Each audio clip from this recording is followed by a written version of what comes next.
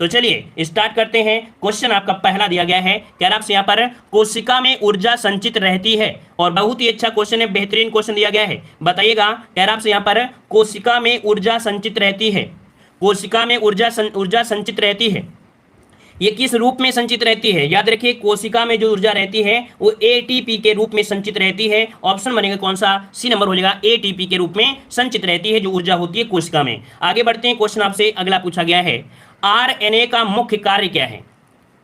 RNA का मुख्य कार्य क्या है? तो यहां पर जवाब सही क्या बनेगा? तो चलिए टू का ऑप्शन, यहां पर ऑप्शन आ रहा है सी नंबर। याद रखिए, मुख्य कार्य होता है प्रोटीन संश्लेषण करने में सहायता देता है, मतलब ऑप्शन जो हो जाएगा सी नंबर, प्रोटीन का संश्लेषण करना ये आरएनए का मुख्य कार्य होता है। ऑप्शन यहां पर आपका सी नंबर राइट हो जाएगा। ठीक है, जो लोग बाद में जुड़े हैं तो वीडियो को लाइक भी करें, शेयर भी करें और दोस्तों को भी शेयर करते रहिएगा। ठीक है, चलिए बताइएगा, कह रहे हैं आपसे यहाँ पर मस्तिष्क ज्वर किस जीव के कारण होता है? मस्तिष्क ज्वर किस जीव के कारण होता है? कुत्ता के कारण, विषाणु के कारण, कबूतर के कारण या सुअर के कारण होता है? तो जवाब बताना है। याद रखिए, विषाणु के माध्यम से होता है। याद रखिए, मस्तिष्क जो ज्वर होता है वो विषाणु के प्रकोप से होता है ना। यहां पर इसके एक्टिव हो जाने से ही क्या होता है? मस्तिष्क बुखार होता है। ऑप्शन क्या हो जाएगा? बी नंबर, है ना। और यही कारण है कि आगे चलकर एक इन्फ्लुएंजा नंबर नामक बीमारी और भी हो जाती है। तो आपका जवाब हो जाएगा बी नंबर राइट हो जाएगा। आगे बढ़ते हैं, अगला क्वेश्चन आपसे दिया गया है, ईईजी का प्रयोग किस अंग की व्याधि के निदान के लिए होता है? हमेशा से आपने पढ़ा होगा ईईजी, है ना। ये आपसे पूछा और इसका प्रयोग किसके लिए करते हैं?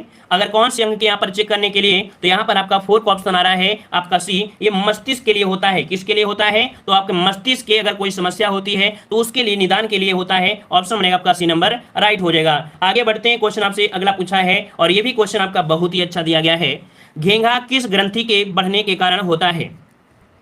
घेंघा रोग होता है, अगर आप नमक का सेवन नहीं करते हैं तो आपको कह सकते हैं घेंघा रोग हो जाएगा। अगर आप पहाड़ी इलाके में रहते हैं तो घेंघा होने की समस्या बढ़ सकती है, और अगर इसके बढ़ जाते हैं तो आपकी कह सकते हैं कौन सी ग्रंथि आपकी बढ़ जाती है? तो 5 का ऑप्शन क्या बन जाएगा? तो 5 का ऑप्शन बन जाएगा ए, ये आपकी थायराइड, है ना। क्या है? थायराइड, जो गले पे होती है, गले में, वो आपकी थायराइड ही होती है। और ये थायराइड बहुत ही महत्वपूर्ण होती है। ये थायराइड क्या होती है, जैसे जैसे आप लोग बूढ़े होते हैं वैसे वैसे थायराइड क्या होती है, कम होती चली जाती है। ठीक है, और इसी के कारण आपने देखा होगा कि जो लोग बूढ़े होते हैं इनके अंदर इम्यूनिटी पावर भी क्या होती है, कम हो जाती है। ठीक है ना। तो याद रखिए, इसका राइट आंसर क्या बन जाएगा? ए नंबर, थायराइड। आगे बढ़ते हैं, क्वेश्चन आपसे अगला पूछा गया है, जिस पौधे में फूल या बीज नहीं बनते हैं उसे कहते हैं?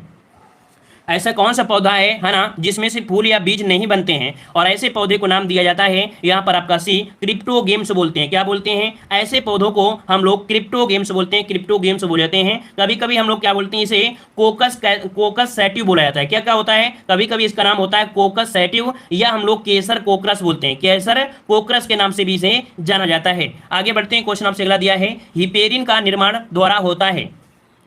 आपने बायोलॉजी पढ़ा होगा, और बायोलॉजी अगर आपने पढ़े हैं तो आपको यहाँ पर जरूर याद आया होगा हिपेरिन क्या है ना। तो यहाँ पर आपका जवाब हो जाएगा रक्त कोशिका। याद रखिए, हिपेरिन एक ऐसी चीज है कि आपकी बॉडी में जो नस है ना, नसें होती है, नसों में जो आपका रक्त बहता है उसको जमने नहीं देता है। क्या? उसे जमने नहीं देता। हम आपको क्या बोल रहे हैं, नसों के अंदर जो रक्त दौड़ता रहता है उसको जमने नहीं देता है, वो आपका हिपेरिन नामक ही तत्व होता है। इसी वजह से रक्त क्या होता है, जमता नहीं है आपके नसों में। ठीक है, आगे बढ़ते हैं, क्वेश्चन आपसे दिया गया है, सूक्ष्मतम जीव कोशिका है, ये बताइए सूक्ष्मतम जीव कोशिका या सबसे छोटी जीव कोशिका जो आपकी है वो आपकी कौन सी है? ये कह सकते हैं कौन सी आपकी क्या जीव है जिसकी कोशिका सबसे छोटी होती है? ये होती है आपकी माइकोप्लाज्मा की, है ना। माइकोप्लाज्मा बोल देते हैं, माइकोप्लाज्मा की इसकी कोशिका आपकी सबसे क्या है, सूक्ष्मतम है। वहीं पर आपके शुतुरमुर्ग के जो आपका है उसकी कोशिका आपकी सबसे बड़ी होती है। ठीक है, आगे बढ़ते हैं, क्वेश्चन आपसे अगला दिया गया है, जो कि अगला क्वेश्चन दिया गया है, क्या आपसे यहाँ पर कवक में संचित भोज्य पदार्थ क्या होता है? कवक में संचित भोज्य पदार्थ है, और कवक में जो संचित भोज्य पदार्थ होता है वो होता है क्या? ग्लाइकोजन। क्या होता है? ग्लाइकोजन संचित होता है। यहाँ पर ऑप्शन क्या बन जाएगा? सी नंबर आपका राइट हो जाएगा, ग्लाइकोजन। आगे बढ़ते हैं, क्वेश्चन आपसे अगला पूछा गया है कि सबसे मजबूत मांसपेशी कहाँ पाई जाती है? सबसे मजबूत मांसपेशी कहाँ की होती है?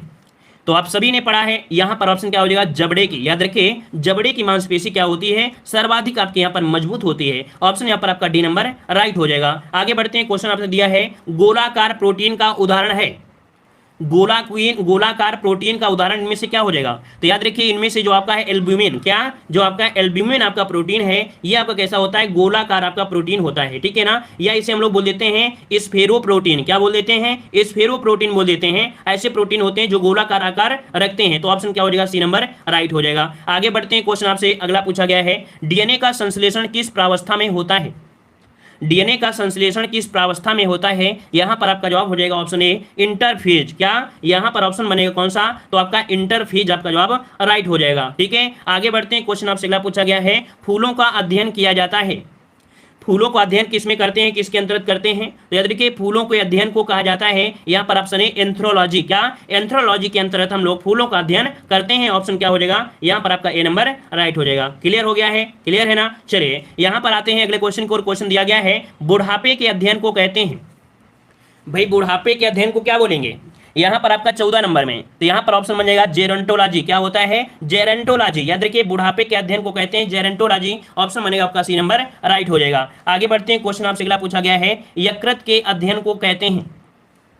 यकृत के अध्ययन को क्या कहते हैं? यकृत को हम लोग बोलते क्या क्या हैं? देखो यकृत को हम 4 नाम देने वाले हैं। क्या क्या आप लोग जानते हैं? यकृत को हम लोग जिगर भी कहते हैं। क्या यकृत को हम लोग जिगर भी कहते हैं? जिगर के साथ साथ इसे हम लोग कलेजा भी कहते हैं। क्या इसे कलेजा भी कहते हैं? और अंग्रेजी में इसे लीवर कहते हैं। क्या अंग्रेजी में इसे लीवर कहा जाता है, जो कि केवल कशेरुकी प्राणियों में ही पाया जाता है। जो लीवर होता है सिर्फ कशेरुकी प्राणियों में ही पाया जाता है। ठीक है ना? तो यहाँ पर जो आपका जवाब हो जाएगा 15 नंबर में, ऑप्शन बनेगा बी आपके हेपेटोलॉजी। क्या होता है? हेपेटोलॉजी के अंतर्गत हम लोग यकृत का अध्ययन करते हैं। इसका कार्य होता है प्रोटीन को संश्लेषण करना और पाचन के लिए आवश्यक जैव रासायनिक बनाना। ऑप्शन बन जाएगा बी नंबर। क्लियर है? समझ में आ रहा है और मजा आ रहा है, पढ़ने में अच्छा लग रहा है तो वीडियो को लाइक जरूर करें, शेयर भी करें, सपोर्ट भी करते रहें। ठीक है ना? और अपना प्यार इसी प्रकार से बनाए भी रखें। तो चलिए 16 का जवाब देना है। क्या आपसे मनुष्य के शरीर में सर्वाधिक पाया जाने वाला प्रोटीन होता है? मतलब मनुष्य के शरीर में सर्वाधिक पाया जाने वाला जो प्रोटीन होता है कौन सा होता है? यहाँ पर जो आपका 16 नंबर है ऑप्शन बनेगा सी। ये आपका होता है कोलाइजेन। कौन होता है? कोलाइजेन नामक आप कह सकते हैं एक प्रोटीन होता है। ये सर्वाधिक मात्रा में आपकी बॉडी में पाया जाता है। कोलेजन कभी कभी हो जाता है कोलेजन, है ना? कोलेजन अमीनो एसिड, है ना? बोलते हैं ना कोलेजो अमीनो एसिड। तो ऑप्शन क्या हो जाएगा? सी नंबर राइट हो जाएगा। आगे बढ़ते हैं। क्वेश्चन आपसे अगला पूछा गया है, लाइसिस होता है। लाइसिस होता है, ये क्या चीज है? ये एक अमीनो अम्ल है। याद रखिए आपकी बॉडी में अमीनो अम्ल भी होते हैं, उनमें से एक लाइसिस भी होता है, जो भी क्या होता है? एक अमीनो अम्ल होता है। ऑप्शन आपका ए नंबर राइट हो जाएगा। अगला क्वेश्चन बेहतरीन क्वेश्चन है, लाइकेन में पाया जाने वाला शैवाल प्रायः होता है। लाइकेन जो भी आपके होते हैं, लाइकेन, है ना? लाइकेन होते हैं, इनमें से नीला और हरा ही शैवाल मिलेंगे। याद रखिए लाइकेन जो आपके हमेशा होते हैं वो आपके नीले और आपके हरे शैवाल आपके होते हैं, है ना? तो आपका जवाब क्या बन जाएगा? सी नंबर आपका राइट हो जाएगा। ये जो आपके होते हैं वनस्पतियों में आपके द्विपादप होते हैं। क्या? द्विपादप आपके होते हैं। तो यहाँ पर ऑप्शन क्या हो जाएगा? सी नंबर राइट हो जाएगा। ठीक है ना? आगे बढ़ते हैं। क्वेश्चन दिया गया है, यकृत किस रूप में भोजन को संचित रखता है? यकृत किस रूप में भोजन को संचित रखता है? यहां पर जवाब देना है और आपका जवाब 20 नंबर में क्या बनेगा? तो चलिए 20 का ऑप्शन आ रहा है ग्लाइकोजन। याद रखिएगा कि भोजन को किस रूप में? तो ग्लाइकोजन के रूप में ये संचित रख लेता है। मतलब देखा जाए तो इनकी भूमिकाओं में ग्लाइकोजन भंडारण, विनिमय और लाल रक्त कोशिकाओं का अपघटन और हार्मोन्स का उत्पादन इस सिस्टम में शामिल होता है। हार्मोन्स का उत्पादन ही आपकी सिस्टम में होता है। ठीक है। एक क्वेश्चन और होता है कि पित्त रस कहां से निकलता है? तो पित्त रस भी आपको कहां से निकलता है? यकृत से निकलता है। और संचित कहां होता है? तो आपके पित्ताशय में संचित होता है। ठीक है। आगे बढ़ते हैं। क्वेश्चन आपसे अगला पूछा गया है, केसीन प्रोटीन का सबसे अच्छा स्रोत है। अगर हम आपसे पूछे कि आप हमें केसीन प्रोटीन दे दीजिए तो आप कहां से लेकर देंगे?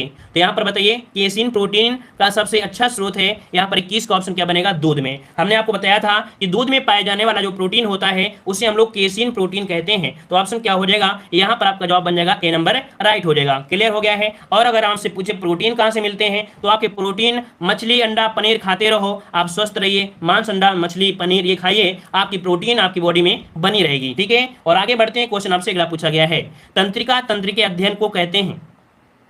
तंत्रिका तंत्र के अध्ययन को क्या कहते हैं? यहां पर जवाब देना है और आपका जवाब क्या हो जाएगा? चलिए तंत्रिका तंत्र के अध्ययन को यहां पर जवाब आ रहा है आपके न्यूरोसाइंस, मतलब न्यूरोलॉजी बोलते हैं, न्यूरोलॉजी। ऑप्शन क्या हो जाएगा? सी नंबर राइट हो जाएगा। आपने कभी गए होंगे हॉस्पिटल में, बड़े हॉस्पिटल में, तो न्यूरो सर्जन का नाम सुने होंगे ना? न्यूरो सर्जन का नाम सुने होंगे। तो न्यूरोलॉजी आपके तंत्रिका तंत्र के अध्ययन को कहा जाता है। ठीक है। आगे बढ़ते हैं। क्वेश्चन दिया गया है, कह रहा आपसे कानों में कुल हड्डियों की संख्या है। आपके कानों में हड्डियों की कुल संख्या कितनी होती है? यहाँ पर आपको 23 का जवाब देना है और 23 का ऑप्शन आ रहा है यहाँ पर आपका बी नंबर। आपकी 6 हड्डियां होती हैं आपके कान में होती हैं। ठीक है। कितनी? तो आपकी 6 होती हैं। अगर हम आपसे बोलें कि आपके मनुष्य की खोपड़ी में, अगर पूरी खोपड़ी की बात करते हैं, पूरी खोपड़ी में, तो भैया आपकी 28 होती हैं, है ना? जिसमें से 8 होती हैं आपके मस्तिष्क में होती हैं। आइए अगले क्वेश्चन को देखते हैं। क्वेश्चन दिया गया है, चेहरे में कुल हड्डियों की संख्या है।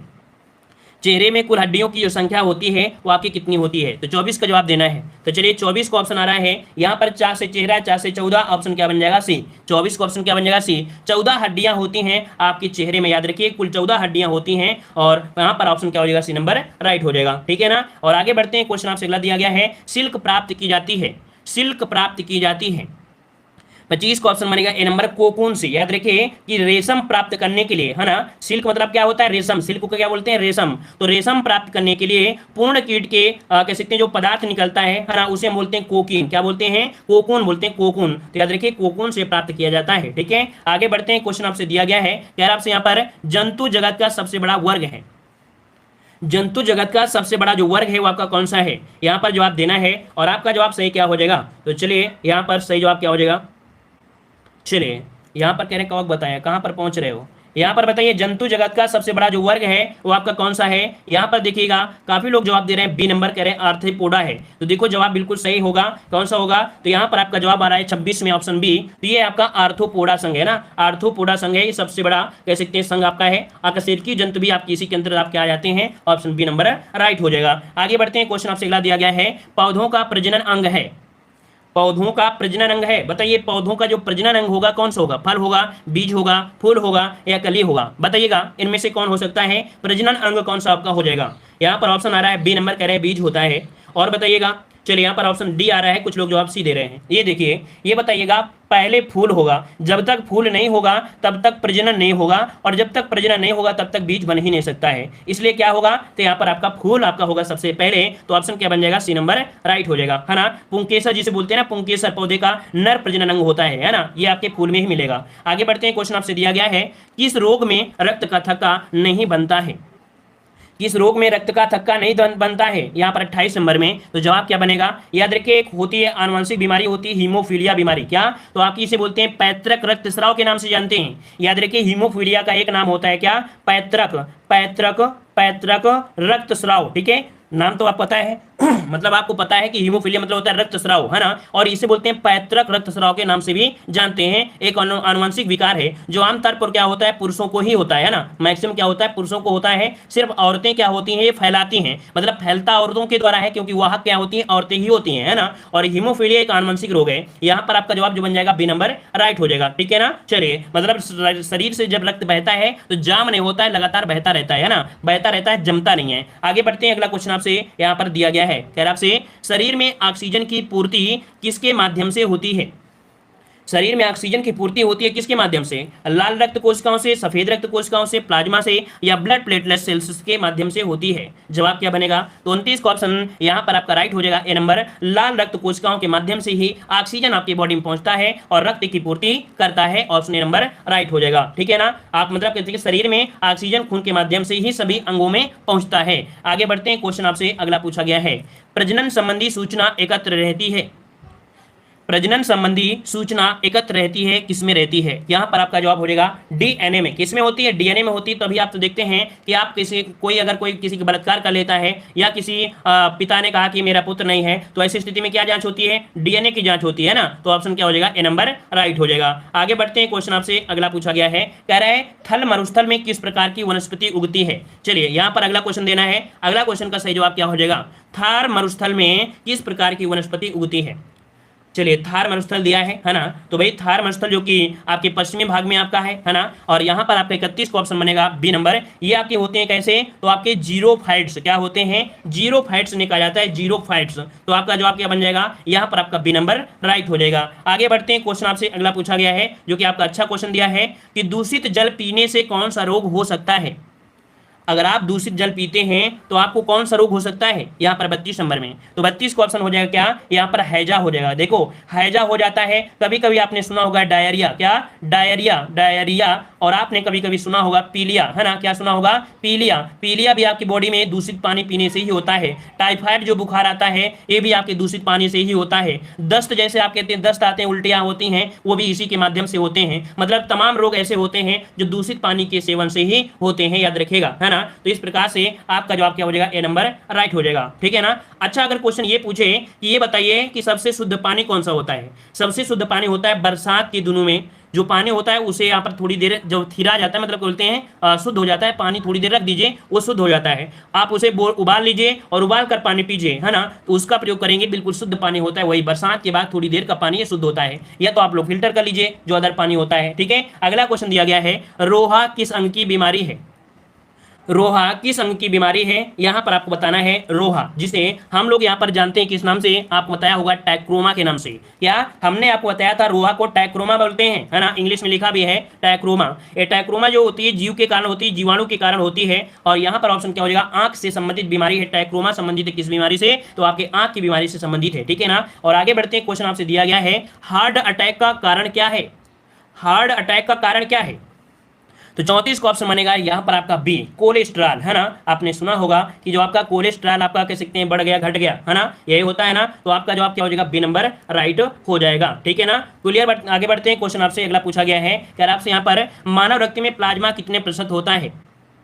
मानव रक्त में प्लाज्मा कितने प्रतिशत होता है? चलिए 35 का जवाब आ रहा है यहाँ पर आपका डी, 55%, बिल्कुल जवाब सही है। मानव रक्त में प्लाज्मा जो होता है वो आपका 55% होता है। ऑप्शन बन जाएगा आपका डी नंबर। अगला क्वेश्चन आपसे दिया गया है, 40 नहीं होता भाई, 55% होता है, ठीक है। अगला क्वेश्चन आपसे दिया गया है, कह रहे एंजाइम सहायक होते हैं। एंजाइम सहायक होते हैं किसके लिए सहायक होते हैं? यहाँ पर 36 का ऑप्शन हो जाएगा भोजन के पाचन में, है ना, भोजन के पाचन में सहायक होते हैं जो आपके एंजाइम होते हैं। अगला क्वेश्चन आपसे दिया गया है और अच्छा क्वेश्चन है, आपने पढ़ा भी होगा, टीबिया नामक अस्थि मानव शरीर में कहाँ पाई जाती है? टीबिया नामक अस्थि मानव शरीर में कहां पर पाई जाती है? यहां पर जवाब देना है, सही जवाब इनमें से क्या हो जाएगा? तो चलिए 37 का ऑप्शन आ रहा है सी नंबर आपके टांग में। कहां पर आपके? तो टांग में होती है। याद रखिए टीबिया मानव शरीर की दूसरी सबसे बड़ी हड्डी होती है। सबसे बड़ी बात आपको यही याद रखिएगा कि टीबिया मानव शरीर की दूसरी सबसे बड़ी हड्डी होती है जो पैर के निचले हिस्से में स्थित होती है। और मानव शरीर की सबसे बड़ी हड्डी फीमर होती है ना। क्लियर हो गया ना। अच्छा, टीबिया को एक नाम और दिया जाता है सिनबोन। क्या बोलते हैं इसे? कभी के बोलते हैं सिनबोन। क्या बोलते हैं? सिनबोन। मतलब डॉक्टर अगर आपको ज्यादा कह सकते हैं प्रेशर देना चाहते हैं तो बोलते हैं सिनबोन खराब हो गया। सिनबोन नहीं, आपको टांग में जो होती है टीबिया ही होती है। तो याद रखिए टीबिया को सिनबोन के नाम से भी जानते हैं। आगे बढ़ते हैं, क्वेश्चन आपसे अगला पूछा गया है, पौधों के रोगों का अध्ययन किसमें होता है? पौधों के रोगों का अध्ययन करते हैं वो आपके किससे अध्ययन करते हैं? क्या होता है? तो यहाँ पर ऑप्शन बन जाएगा बी, आपके होता है फाइटोपैथोलॉजी। क्या? फाइटोपैथोलॉजी। ऑप्शन क्या बनेगा? 38 का बी नंबर राइट हो जाएगा, ठीक है। आगे बढ़ते हैं, क्वेश्चन दिया गया है, अच्छा क्वेश्चन है, पिट्यूटरी ग्रंथि स्थित होती है।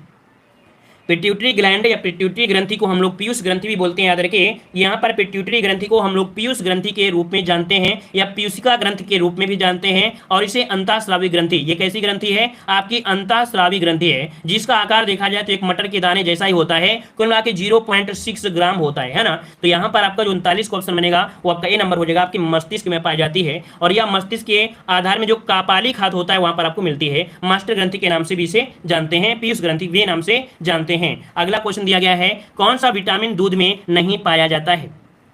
कौन सा विटामिन दूध में नहीं पाया जाता है? हमने आपको बताया भी था कि आपके विटामिन सी, आपका विटामिन सी दूध में नहीं पाया जाता है। याद रखिएगा कि कौन सा विटामिन, तो आपके विटामिन सी नहीं पाया जाता है। और जो आपका कह सकते हैं मांस होता है, मांस को पकाते समय आपका विटामिन सी नष्ट हो जाता है, याद रखिएगा। आगे बढ़ते हैं, क्वेश्चन आपसे अगला पूछा गया है, कार्बोहाइड्रेट में आते हैं। कार्बोहाइड्रेट में क्या आते हैं? यहाँ पर जवाब देना है। तो देखिए कार्बोहाइड्रेट में यहाँ पर देना है, तो कुछ लोग जवाब दे रहे हैं। चलिए देखिए स्टार्च और शर्करा क्या होते हैं? स्टार्च और शर्करा। याद रखिए प्रोटीन नहीं, यहाँ पर ऑप्शन डी बनेगा कि आपके स्टार्च होता है और शर्करा होता है जो आपके कार्बोहाइड्रेट। कार्बोहाइड्रेट क्या होते हैं? एक मीठे होते हैं खाने में। तो यहाँ पर ऑप्शन क्या हो जाएगा? डी नंबर राइट हो जाएगा। तो इस प्रकार से ये टेस्ट आपका कंप्लीट होता है, ठीक है ना। चलिए जय हिंद, वंदे मातरम। लाइक शेयर करें।